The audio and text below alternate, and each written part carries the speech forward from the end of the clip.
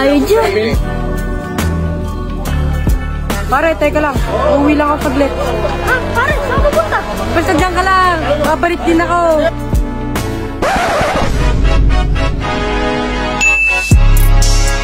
I'm on my prime, I'm feeling like Steph. I get my shot and I promise it's wet. Waited too long, but I told him I'm next. I need my bag, just want me to check. Cable was mine, I ain't taking less. I told them all I'm as real as that. Anak mo lang!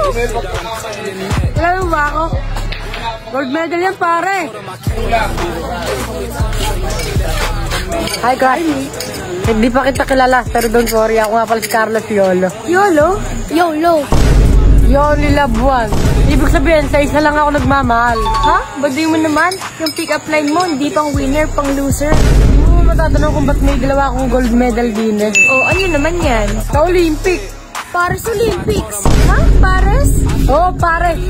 Overload? Initiyan ko na nga lang eh. Kasi kawawa yung mga kalabang ko. Oo, tama. Baka di mo nababalitaan. Binigyan ako ng kondo. Buong third floor pa binigay. Ano sports man na panalunan mo? Game. Bilyar! Bilyar! Oo, bilyar. Ha? Bilyar? Kailan pa nagkaroon ng bilyar sa Olympics?